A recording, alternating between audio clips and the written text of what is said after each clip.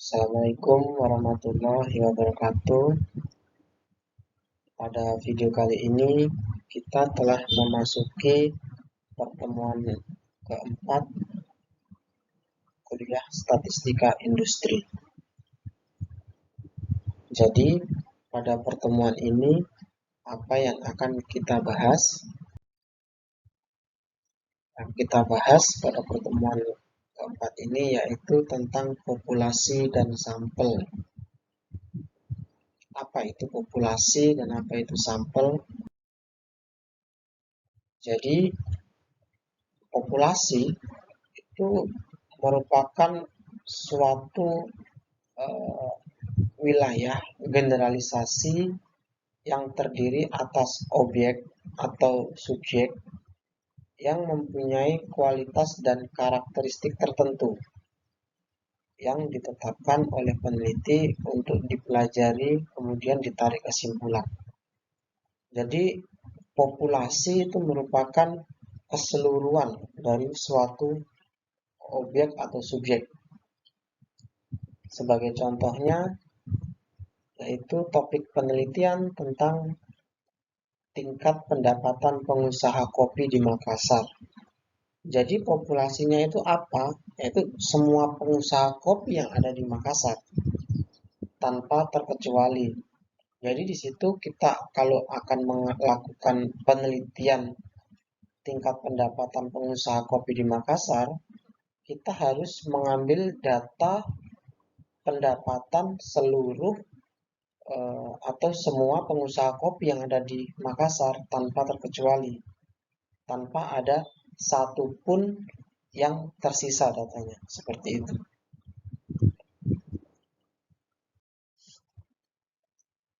Oke, kemudian sampel. Sampel merupakan bagian dari jumlah dan karakteristik yang dimiliki oleh populasi. Kemudian sampel diambil dari populasi itu harus representatif atau mewakili dari populasi tersebut. Jadi pengambilan sampel ini juga mempunyai metode yang khusus, sehingga sampel-sampel yang diambil itu bisa mewakili seluruh populasi yang ada di situ. Alasan perlunya pengambilan sampel yang pertama yaitu keterbatasan waktu. Jadi kalau kita akan meneliti populasi, tentu akan membutuhkan waktu yang lama. Sehingga di sini dengan adanya sampel, ketika kita akan melakukan analisis atau pengambilan data di situ, kita membutuhkan waktu yang lebih singkat karena jumlahnya lebih sedikit. Kemudian yang kedua yaitu keterbatasan tenaga dan biaya. Tentu ketika kita mengambil sampel, tenaga dan biaya yang dibutuhkan tentu lebih rendah daripada kita mengambil data-data populasi karena data-data tersebut merupakan data yang banyak ya. Sedangkan sampel ini hanya membutuhkan data yang sedikit. Tapi kembali lagi, sampel yang diambil itu harus mewakili dari populasi ya.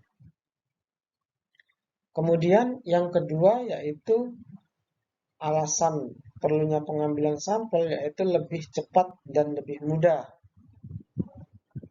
Tidak ribet seperti mengambil data populasi. Contohnya tadi seperti pengusaha kopi yang ada di Makassar. Ketika kita mengambil data populasi, tentu cara yang akan kita lakukan pasti lebih sulit. Karena kita harus menemui satu persatu pengusaha kopi yang ada di Makassar. Tetapi kalau menggunakan sampel, teknik sampling, kita lebih cepat untuk pengumpulan datanya dan lebih mudah. Karena tidak harus semua data-data dari populasi tersebut kita ambil. Yang ketiga yaitu memberi informasi lebih banyak dan mendalam. Jadi ketika kita melakukan sampling di situ, informasi-informasi yang akan kita dapat itu akan lebih banyak. Karena tadi seperti pengambilan data-data populasi. Tentu ketika kita akan mensurvei semua pengusaha kopi yang ada di Makassar, hanya dasar-dasar saja yang akan kita dapatkan informasinya. Tetapi kalau kita menggunakan sampling di sini, kita akan bisa mendalami sampel-sampel tersebut. Dan informasi yang akan kita dapatkan juga tentu akan lebih banyak. Yang keempat, yaitu dapat ditangani dengan teliti. Nah, sebagai contoh, ketika kita mengerjakan suatu pekerjaan yang banyak dan pekerjaan yang lebih sedikit, tingkat ketelitian atau tingkat kesalahan ketika kita mengolah data-data yang banyak itu akan lebih besar. Informasi-informasi yang didapat justru juga kurang mendalam juga ketika kita mendapat menggali informasi kepada banyak narasumber seperti itu.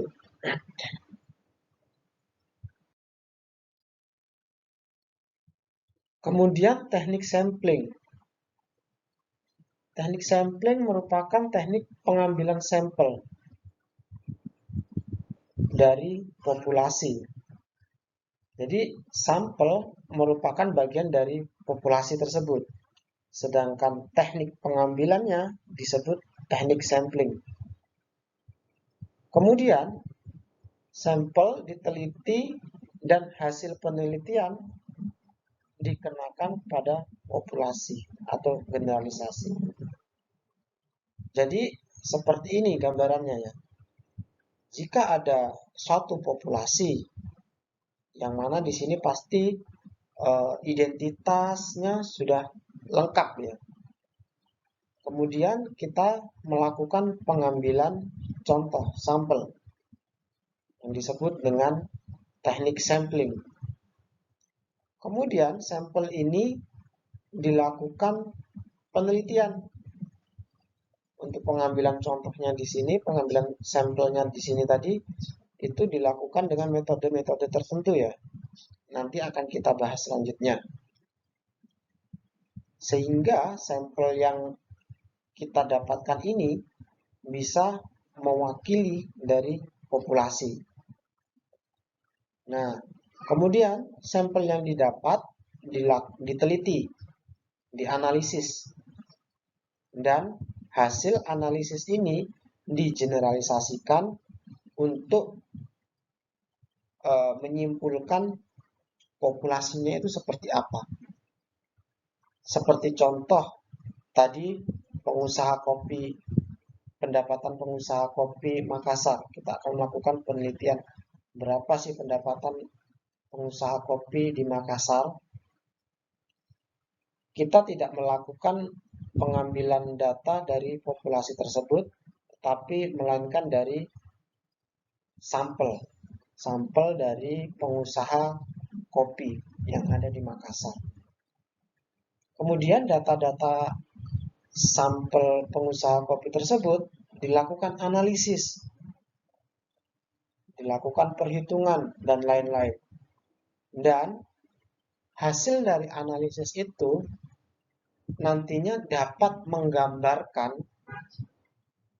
keadaan populasi ini seperti apa, keadaan dari pengusaha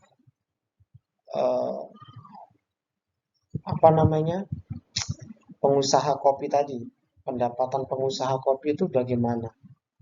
Itu dari hasil analisis yang digeneralisasi tadi. Kemudian syarat-syarat untuk teknik sampling, yaitu teknik sampling boleh dilakukan bila populasi bersifat homogen atau memiliki karakteristik yang sama atau setidaknya hampir sama.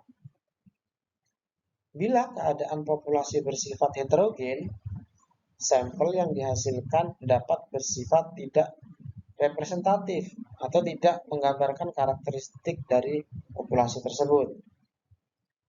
Jadi yang harus kita eh,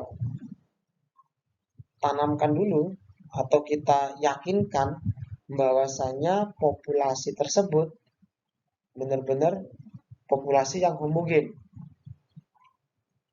atau semuanya ini rata-rata sama seperti itu.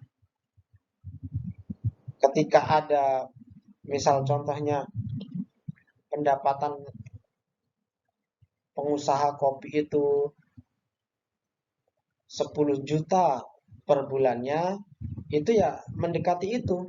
Jangan sampai ada yang 10 juta per bulan, ada yang 1 juta. Itu sudah lari sangat jauh sekali di situ ya. Jadi ketika kita mengambil sampel dengan keadaan yang heterogen atau tidak sama, ada selisih yang jauh 10 juta dan 1 juta, itu kemungkinan besar sampel yang akan kita ambil tidak dapat mewakili dari populasi yang ada di sini. Seperti itu. Tetapi ketika pendapatannya itu homogen, misal ada 10 juta, 9 juta 800, 9 juta 700, ya di angka 10 sampai 9 juta, mungkin di situ ketika kita mengambil sampel, sampel yang akan kita dapatkan bisa representatif. Seperti itu ya.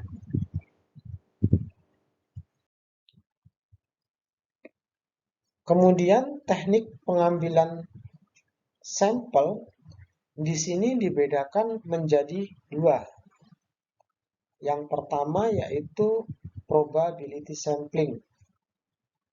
Nah, probability sampling ini ada 4 macam ya, caranya ya.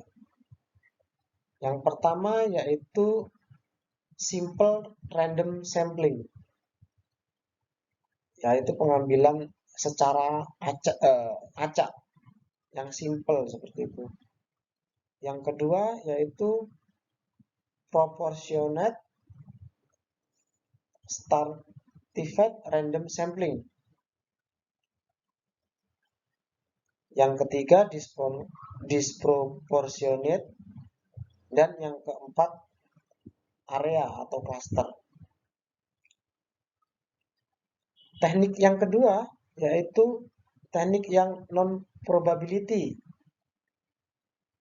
di mana di situ terdapat 6 jenis. Yang pertama sampling secara sistematis, kedua sampling kuota, ketiga sampling incidental, keempat purposive sampling, kelima sampling jenuh, dan yang keenam snowball sampling. Nah, di pertemuan ini kita akan bahas ini semua tentang probability sampling dan non-probability sampling.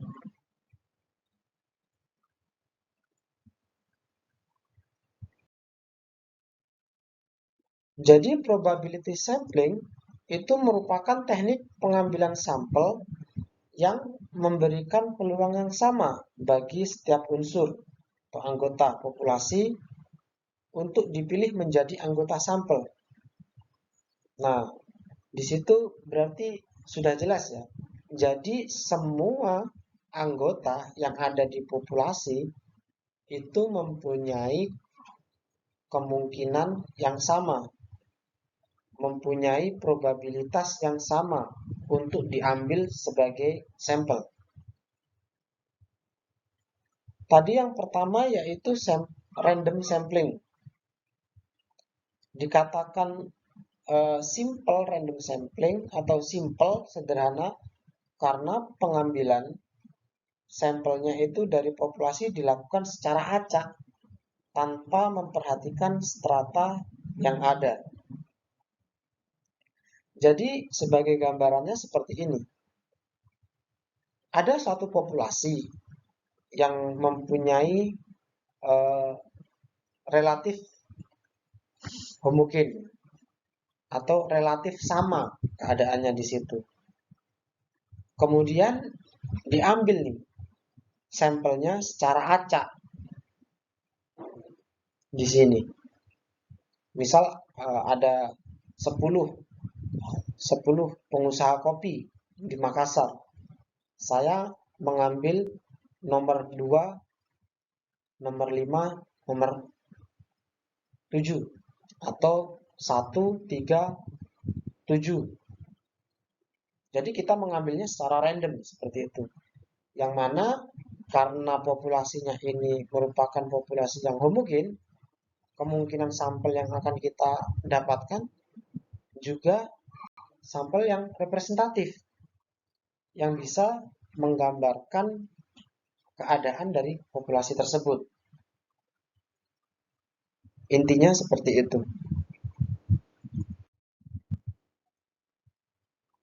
Kemudian yang kedua yaitu proportionate stratified random sampling. Nah, sebagai contohnya, suatu perusahaan memiliki jumlah pegawai dengan jenjang pendidikan S1, S2 itu sebanyak 30, S1 sebanyak 45, STM 200, SMA 300. Nah, teknik ini digunakan bila populasi mempunyai anggota atau unsur yang tidak homogen dan berstrata proporsional seperti ini ya.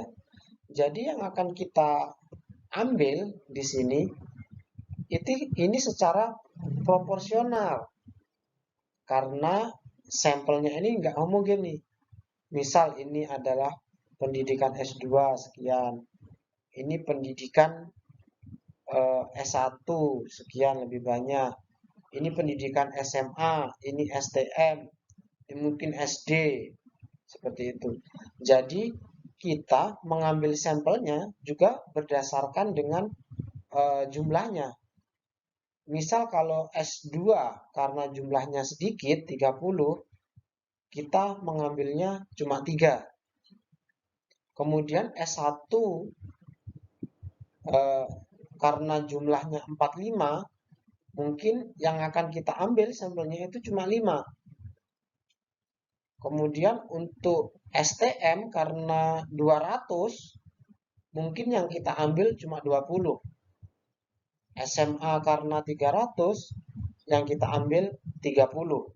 Seperti itu dan seterusnya. Jadi untuk proporsi itu pengambilan sampel didasarkan dengan proporsinya. Karena dari populasi tersebut tidak homogen, seperti itu.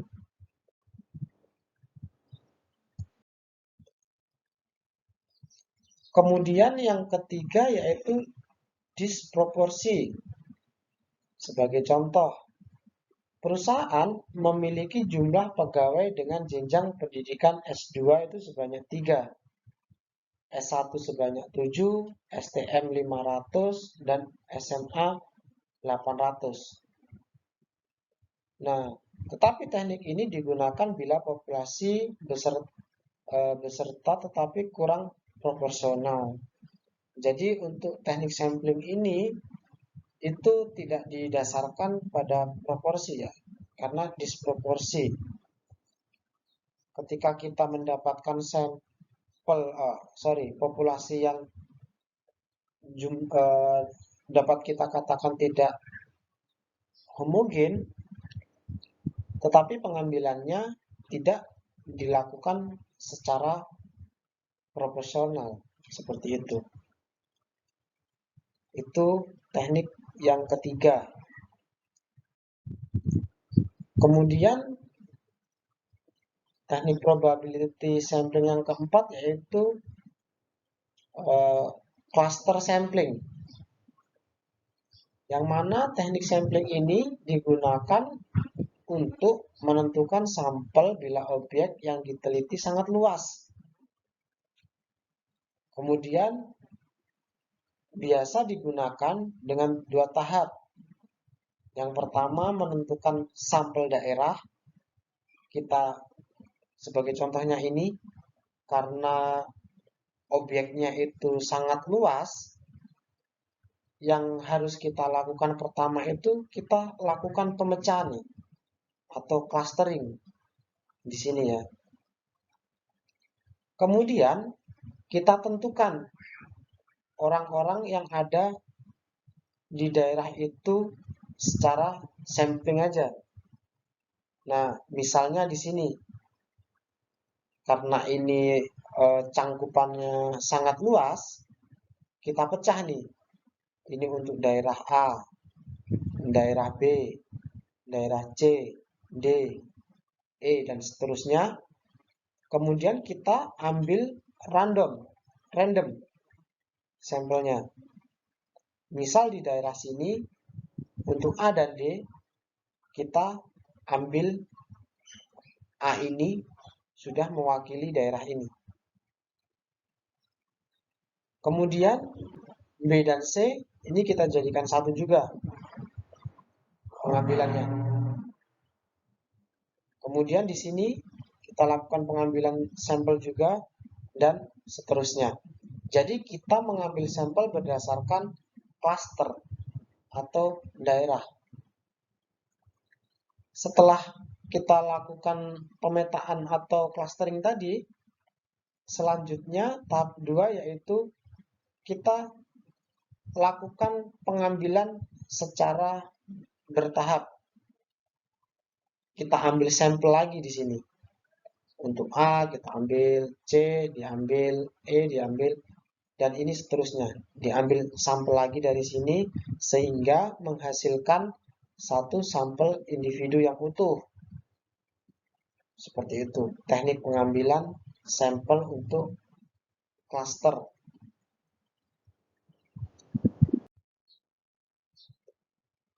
Selanjutnya yaitu non-probability sampling. Non-probability sampling merupakan teknik pengambilan sampel yang tidak berdasarkan pada probabilitas, non-probability, peluang, atau kesempatan yang sama setiap unsur atau anggota populasi untuk dipilih menjadi sampel. Contohnya gimana, Pak? Yang pertama yaitu teknik ini menggunakan teknik sampling yang sistematis. Dilakukan ya, berdasarkan teknik pengambilan sampel berdasarkan urutan dari anggota populasi yang telah diberi nomor urut. Nah, sebagai contoh ini, sistematis sampling. Jadi, dari populasi, misal ini populasi yang berjumlah 40 jumlahnya, itu kita kasih nomor. Sebagai contoh, misal di perusahaan semen, dalam satu kali produksi, dia menghasilkan 40 karung.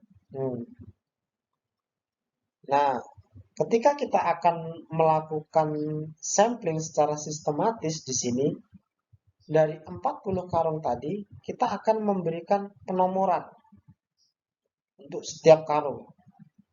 Kita kasih nomor 1 sampai nomor 40.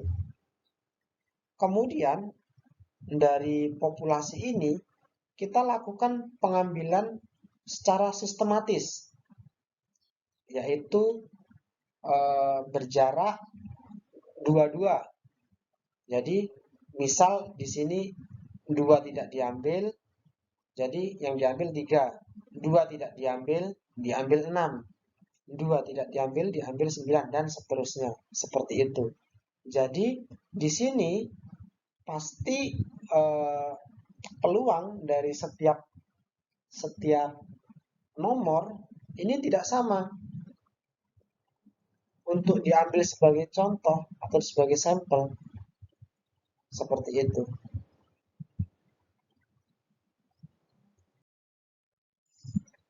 Kemudian yang kedua yaitu sampling kuota. Ini teknik untuk menentukan sampel dari populasi yang mempunyai ciri-ciri tertentu sampai jumlah atau kuota yang diinginkan. Contohnya, jumlah sampel ditentukan 300 orang. Maka pengumpulan data harus 300 orang. Seperti itu. Jadi ini didasarkan pada kuota. Ketika kita ingin melihat dampak corona pada suatu daerah misalnya, yang mana di daerah tersebut mempunyai jumlah penduduk sekitar 2000 misalnya. Jadi ketika kita akan melakukan pengambilan sampel di situ, itu sudah ditentukan dulu berapa jumlah yang akan kita ambil. Jadi ketika kita akan mengambil misal 400, jadi yang harus kita kumpulkan ya sebanyak 400 orang itu tadi. Seperti itu. Kemudian yang ketiga yaitu sampling incidental. Teknik sampling ini merupakan teknik sampling penentuan sampel berdasarkan kebutuhan. Siapa saja yang secara kebetulan atau insidental bertemu dengan peneliti dapat digunakan sebagai sampel bila dipandang orang yang ditemui itu cocok sebagai sumber data atau narasumber di sana. Jadi di sini ya siapa aja yang ditemui, misal mereka ingin melakukan survei terhadap kepuasan produk A seperti itu. Jadi tidak memandang atau memberikan kuota, tapi mereka menentukannya berdasarkan siapa yang mereka temui untuk dilakukan interview atau pengisian kuesioner seperti itu ya. Kemudian selanjutnya sampling purposive. Itu teknik penentuan sampel dengan pertimbangan tertentu. Dilakukan dengan cara mengambil subjek bukan didasarkan atas strata, random atau daerah, tetapi didasarkan atas adanya tujuan tertentu. Beberapa syarat yang harus dipenuhi untuk pengambilan sampling purposive ini, yaitu yang pertama, pengambilan sampel harus didasarkan atas ciri-ciri, sifat-sifat, atau karakteristik tertentu yang merupakan ciri-ciri pokok dari populasi. Nah, jadi di sini pengambil contoh harus tahu dulu karakteristik dari populasi itu seperti apa. Sehingga untuk pengambilan contohnya itu didasarkan pada karakteristik dari populasi tersebut. Seperti itu ya. Kemudian subjek yang diambil sebagai sampel benar-benar merupakan subjek yang paling banyak mengandung ciri-ciri yang terdapat pada populasi. Dan yang terakhir, penentuan karakteristik populasi dilakukan dengan cermat di dalam studi pendahuluan. Yang kelima yaitu sampling jenuh. Teknik sampling ini merupakan teknik penentuan sampel bila semua anggota populasi digunakan sebagai sampel. Kemudian hal yang sering dilakukan bila jumlah populasi relatif kecil atau peneliti ingin membuat generalisasi dengan kesalahan yang sangat kecil. Jadi di sini sampling jenuh itu pengambilan sampel dilakukan sebanyak mungkin untuk mengurangi atau meminimalisir tingkat kesalahan, tingkat tidak representatifnya suatu sampel seperti itu. Dan yang terakhir ini adalah snowball sampling. Teknik penentuan sampel yang mula-mula jumlahnya kecil kemudian besar, atau pada penelitian kualitatif banyak menggunakan sampel purposif atau snowball sampling. Jadi di sini pengambilan sampelnya itu nggak rata ya. Misal kita melakukan pengambilan contoh di semen tadi itu setiap bagnya itu kita ambil 200 gram, tetapi ini tidak. Jadi semakin lama atau semakin besar nomor penomorannya, itu semakin banyak sampel yang akan diambil. Misal dari sampel pertama diambil 200, sampel kedua 210, sampel ketiga 220, dan seterusnya seperti itu.